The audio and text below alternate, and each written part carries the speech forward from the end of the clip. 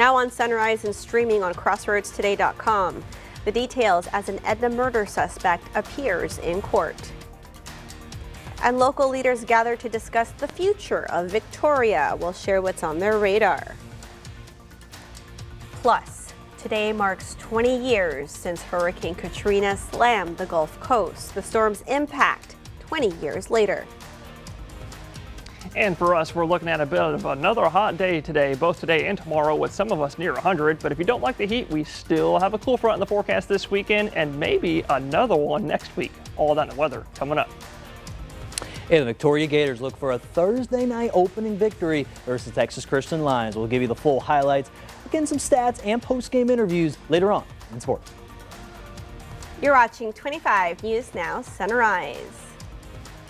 Good morning, Crossroads, and happy Friday. It's our first Friday Night Lights of high school football. That's right. And we're going to have a wonderful CFL show for you later tonight with Max.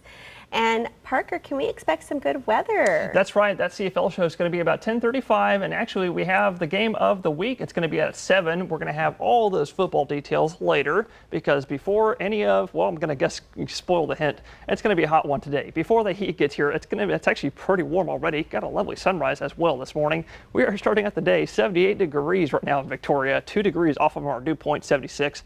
And that's actually bringing us a little bit lower humidity, 93%, not that much lower, but it is enough to guarantee no fog to worry about this morning. What I do kind of need y'all to worry about is going to be the heat. Heat is the #1 weather-related death every single year all across the country. So just stay safe, drink water. We're looking at warm upper 70s and low 80s, mid 80s for everybody this morning, and the rest of Texas following suit in the 70s, except for the Panhandle. They're in the 60s, and also except for some parts of the country. You can see 50s up in the Midwest and also 40s. You see that dark green color because they just saw another cool front pass through them last night. You can see that right here. And we may get some of that this weekend and next week. We'll look at that later because if you're sending your kiddos out the door today, it's going to be just like it is right now, warm and humid. And like I said, a bit hot this afternoon. Those details next. The case against the man accused of murdering an Edna cheerleader moved forward with a hearing Thursday. Rafael Romero was present in court with his legal team. Romero's defense and state attorneys agreed to decide on the accuracy of transcripts provided. Romero's attorneys also made a motion to suppress certain evidence. Romero is being charged with the murder of Edna High School cheerleader Lisbeth Medina, who was found stabbed to death in her family's apartment in December 2023. His next hearing date is at the end of September, with his trial scheduled to start October 27th. Thursday evening, Victoria leaders discussed the future of the city. The event focused on bringing the community together to talk about ways to improve Victoria. Topics included population growth, job creation, affordable housing, and the city's long-term economic blueprint. Another major factor was the transition of UHV to Texas A&M next week. University officials highlighted new programs coming to campus, including an aviation program starting next fall and new engineering options with the main goal of increasing enrollment. But, as we want to grow our community, we need those businesses and things, exactly what we're talking about tonight, to come in. And then the more that comes in, then comes with it the housing and the population growth. And, it's kind of a big circle of life. So. After presentations, the floor was open for questions, with many residents sharing ideas for new restaurants, businesses, and other developments they would like to see in Victoria. Leaders at the event also stressed the importance of the community coming out and learning about what's happening and taking part in the discussion on how to grow the city. The mayor of Seadrift is stepping down. In a resignation letter, Lori Thomas says she's disappointed she couldn't accomplish what she set out to do, but added her personal well-being has to come first. The mayor pointed to ongoing issues at City Hall and credited city staff for keeping things running, from trash pickup and road work to water, sewer, and the harbor. She also praised the police department, calling it self-sufficient under the leadership of the chief. A special meeting will be held Tuesday to discuss next steps. A memorial was held Thursday morning in Minneapolis to mourn the lives lost in the shooting at a Catholic school. 2 children ages 8 and 10 were killed, and 17 other victims were injured when a shooter opened fire during morning mass Wednesday. 17 other people, including 14 children and 3 adult parishioners, were injured. Police say the shooter had been identified or has been identified as 23-year-old Robin Westman, who died of a self-inflicted gunshot wound. Minneapolis Police Chief Brian O'Hara says the suspect was a member of the church. Today marks 20 years since Hurricane Katrina forever changed the Gulf Coast. Here's ABC's Rhiannon Alley with the lessons survivors say we still need to learn from the storm. 20 years ago today, Hurricane Katrina made landfall on the Gulf Coast, tearing a path of death and destruction for the history books.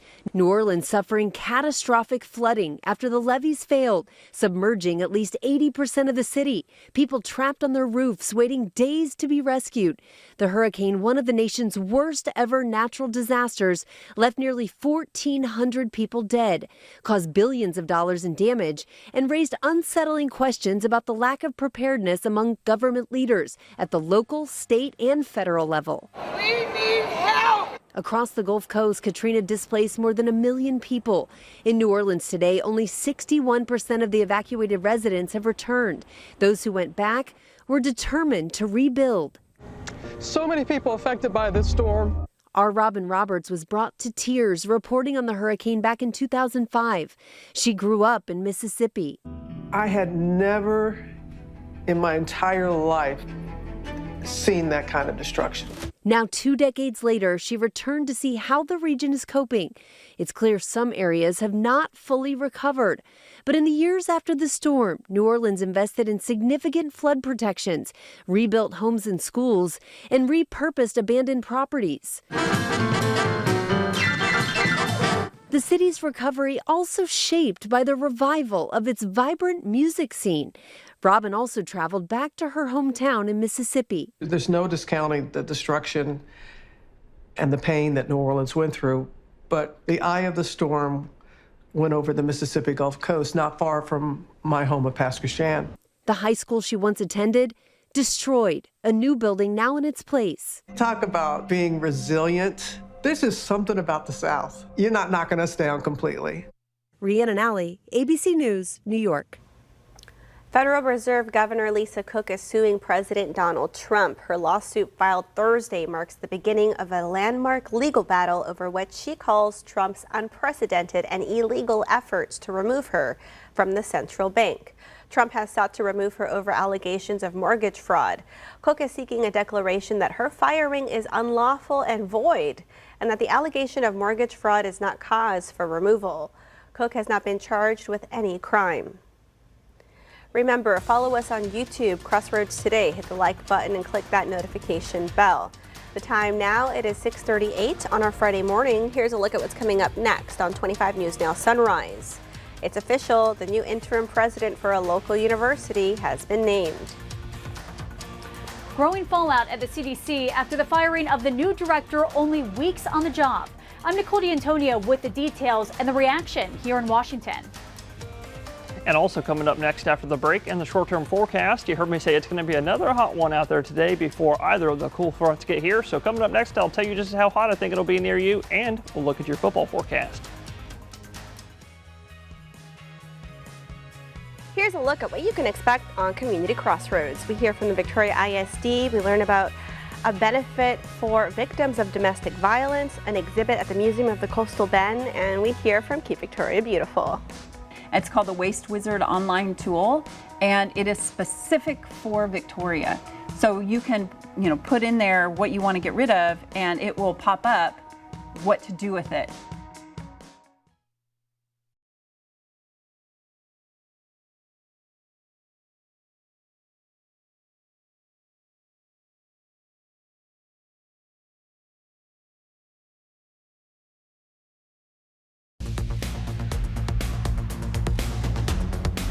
Well, howdy Crossroads, good morning and happy Football Friday. For your weekend time, we still have a cool front in the forecast. We're going to be looking at that later, I promise. But before that gets here, we got some football to talk about. Game of the week this week is going to be Edna Cowboys versus the Industrial Cobras. That'll be at 7 p.m. tonight at Cowboy Memorial Stadium in Edna.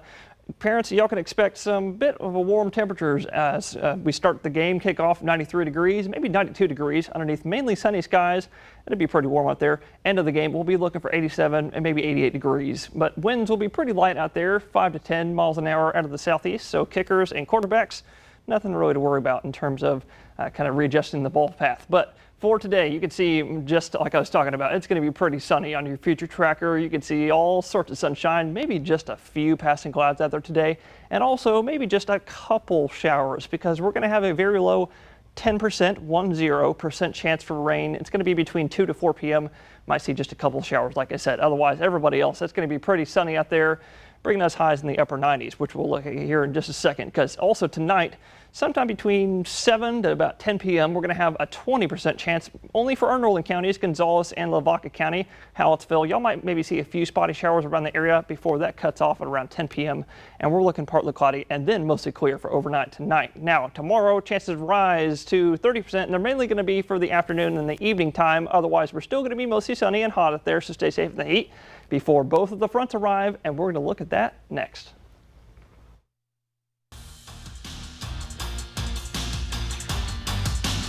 All right, everyone, even though tonight is day one action of high school football, we actually started yesterday when we highlighted the six-man football team, Victoria Gators, as they host Texas Christian. And the Tigers, they got a big run early there from their quarterback, as you see, Andrew Eli. Makes a couple players miss, and he gets there, bullies over someone else, and gets down there in the O-line. But guess what? They would not score after that, as the Gators defense right there gets a big-time stop, and again, refreshing themselves because on the offensive end, made some big-time plays. Look at this throw over here from Micah Offerback, the quarterback, throwing it out to Eli Grafmeyer, getting past there for the end zone. And the Gators, they would roll after that. They would win this game there. Final score of 35-6. And again, for the Victoria Gators now, they turn their attention now to next week, again, against Arlington Heights. And again, shout out to Parker Richardson as well. Had 6 total tackles in the game there for the Victoria Gators there last night. And after the game, I talked with the head coach there, Jaden Williams, and the star QB, Eli Grafmeyer, about how they felt about last night's contest and a brother connection that quarterback Eli has with his brother in Caden at wide receiver. Give God the glory, and it was a great opponent. Last year, my first game ever coaching was against this team here, and they gave it to us. They put it on us. It was a great game, but it was 0-1 last year at the start of the season, and so, you know, having a whole 365 days to come back and prepare and regroup and, you know, meet the new guys we come on the team, you know, we want to win. We know we're going to win, but sometimes I just can't. I don't see him all the time because I'm just like too into the game, and I know he's like saying that I'm a ball hog, but he doesn't know how it's like. But well, I mean, hey, he is a ball hog there for Grafmeyer, but he made some big plays out to his brother and helped out because again, he's going to hope that connection there goes well there for Coach Williams and the Gators as they hosted again Arlington Heights out there next week. This is Max Williams, 25 News Now Sports. This morning, growing fallout after the firing of the CDC director less than a month on the job. 4 top officials at the CDC have resigned following the ousting of CDC Director Susan Menarez. ABC's Nicole D'Antonio is in Washington with the details. This morning, growing tension at the Centers for Disease Control after dozens of workers walked out and 4 top officials resigned in protest following the ousting of CDC Director Susan Menarez. In a letter sent to CDC staff last night, HHS Secretary Robert F. Kennedy Jr. saying, quote, "Reform does not diminish your work, it strengthens it. The American people are ready to believe in this agency again if we show them that integrity, accountability, and science guide every decision." It comes after Kennedy has continued to call the CDC troubled. President Trump has very, very ambitious hopes for CDC right now. CDC has problems. However, the director's dismissal has set off a wave of resignations at the CDC, including high-ranking leaders who warn public health is in trouble. We need our leaders above us to believe in CDC and stop saying question the experts. This week, hundreds of protesters lined the streets holding signs saying CDC saves lives and fire RFK. Kennedy swore in Menarez as the new CDC director in late July, but her lawyers say, quote, she refused to rubber stamp unscientific, reckless directives and fire dedicated health experts. Now, the former director of the CDC accused Kennedy of making Americans less safe. What we're seeing is the really spread of inaccurate, false, unscientific beliefs and statements that are being used not just to change recommendations, but that could deny life-saving vaccines to half of the children in this country. Menares says she hasn't resigned, adding that the only person who can fire her is President Trump, and she still hasn't heard from him. But the White House insists the president has fired her because she's not aligned with his mission. Despite Menares saying she's not leaving, the White House has tapped Jim O'Neill as the interim director of the CDC. Nicole D'Antonio, ABC News, Washington. And that leads us to your viewer poll. You can scan the QR code on your screen to take part. We want to know, do you feel confident the CDC can make trusted decisions amid firings and resignations? 30% of you say yes, 31% of you say yes, and 69% of you say no. And we also have this comment from Daryl of Victoria. He says, listen to the experts and keep politics out of our health care. Thank you for taking part in our viewer poll. Come to crossroadstoday.com/vote to keep taking part. A&M Victoria has a new interim president. The Texas A&M University System Board of Regents named James Nelson as interim president of A&M Victoria. He begins September 1st and will serve until a permanent president is chosen. The board's national search is ongoing with a finalist expected this fall. Chancellor Glenn Hagar recommended Nelson. Nelson is the Associate Vice Chancellor for Academic Affairs for the Texas A&M system and led the transition of the University of Houston Victoria into the system. The time is now 6:48 on our Friday morning. Still to come on Sunrise. New tariffs went into effect at midnight. We take a look at the impacts. All right, it's time to celebrate some birthdays. Happy birthday to Anna Lee. Happy 8th birthday, baby girl. We love you more than you'll ever know. From Nini, Popo, Dada, Sabrina, and Shiloh. Oh, happy birthday, Anna Lee. And also happy birthday to Pastor Garza from the Williams family. Happy birthday, Pastor. And happy birthday to Sulema. Happy birthday. We love you, Mom. That's from Omar, Marley, and all the family. Happy birthday, Sulema. And also happy birthday to Selena. Happy birthday, Selena. Love you from Mom, Kaden, all your family. Wishing you many more. And happy birthday to Glee star Leah Michelle. She turns 39 today. Happy birthday, Leah. And to see your birthday wish live on 25 News Now Sunrise, you can come to crossroadstoday.com. Just click the drop-down menu, then click the Home tab, and then you'll see Submit Your Birthday Photo. All right, it's now 6:49 on our Friday morning. Happy birthday if you're celebrating one today. That's right. Happy birthday. Stay with us. We'll be right back.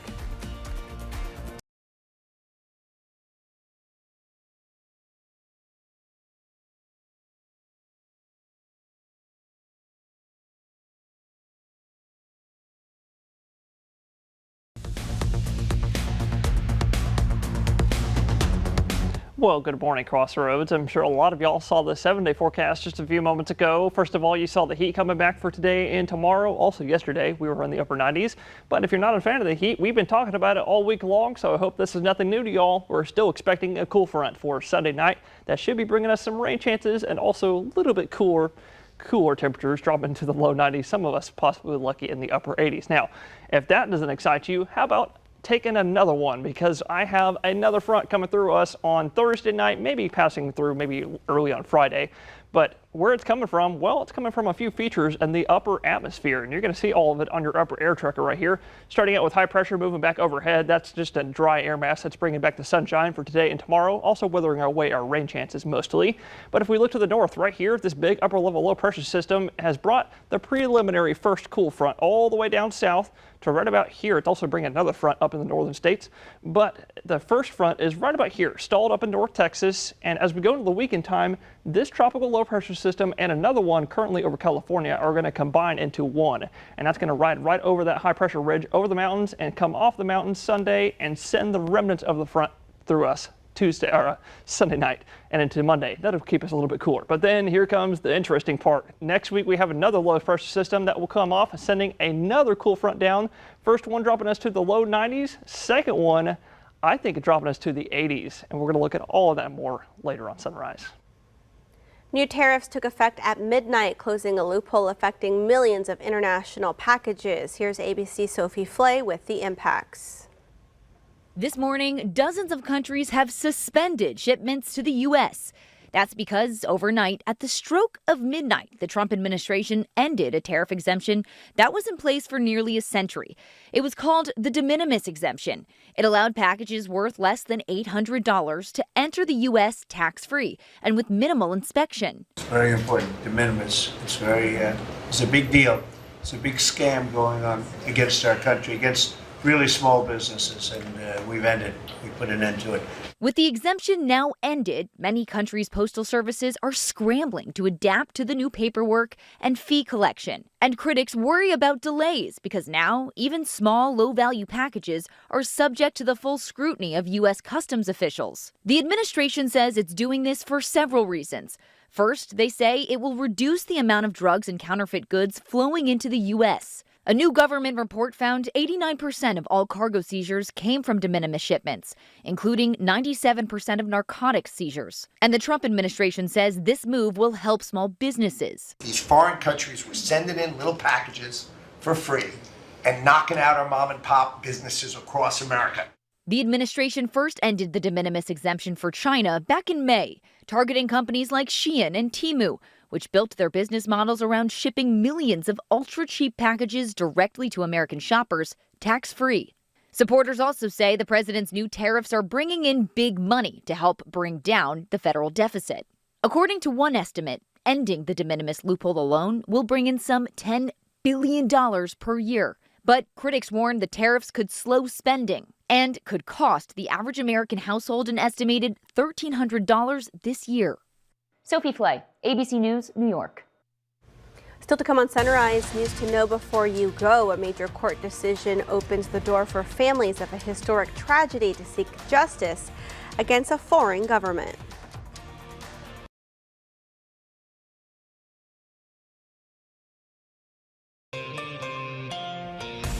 This breaking just minutes ago from CNN. President Donald Trump has revoked Kamala Harris's Secret Service protection. We'll have more posted on crosswordstoday.com. 9/11 survivors and victims' families can sue the Kingdom of Saudi Arabia. On Thursday, a federal judge in New York allowed the landmark civil case to go to trial. The plaintiffs allege the Saudi government assisted the hijackers in the lead-up to the deadly attack on the World Trade Center and the Pentagon. Saudi Arabia has repeatedly denied the allegations. The U.S. has long said al-Qaeda acted on its own in the hijacking. And Friday has been declared a day of mourning in Ukraine's capital city of Kyiv. Flags were to be flown half-mast and entertainment events have been canceled. This is after a massive attack by Russia. This was Moscow's second largest aerial assault on Ukraine since the war began. Officials say the overnight bombardment on Kyiv killed at least 21 people, including 4 children. And now let's get a look at our forecast with Parker. Parker, how's it looking? Well, this morning we actually have a pretty sunrise coming over us. You can see a little bit of colors in the sky right about now, but otherwise you can see also not too many clouds out there right about now, other than that one little bit of streak kind of floating across the camera. That means it's going to be sunny today, so y'all get your sunglasses. Starting out the day, warm already, 77 degrees. Dew point only a degree off, brought that humidity to higher 96%, but no fog I'm expecting this morning because the humidity has stayed low all morning long. Only just now rose to 96%. Otherwise, please stay safe in the heat today. Looking for a bit of a scorcher out there, not a super scorcher, but thinking upper 90s, 98, maybe 99 today in Port Lavaca. Underneath that beaming Texas sun. Same thing in Victoria, 98, maybe even 99 today. And the same thing in Cuero. I'm thinking 99, maybe even 100. So please stay safe in the heat, stay hydrated. Heat is the #1 weather-related killer every single year, so I have to tell you all that. But if y'all are not a fan of this heat, it is still technically summertime. We do have a front coming our way for Sunday night. It'll be here for the first day of meteorological fall Monday, and maybe even another front next week to make it feel more like fall. It's time to soak up the sun, There you go. That's get right. those summer memories That's done, right. accomplished, photographed. That's right. Get ready for some sports, some football. I thank y'all for being with us this morning. Be sure to join Shauna, Dawn, Maclovio, and Max today for 25 News Now at 5, 6, and 10 ends for CFL. That's right. I'll have a great start to your Labor Day weekend.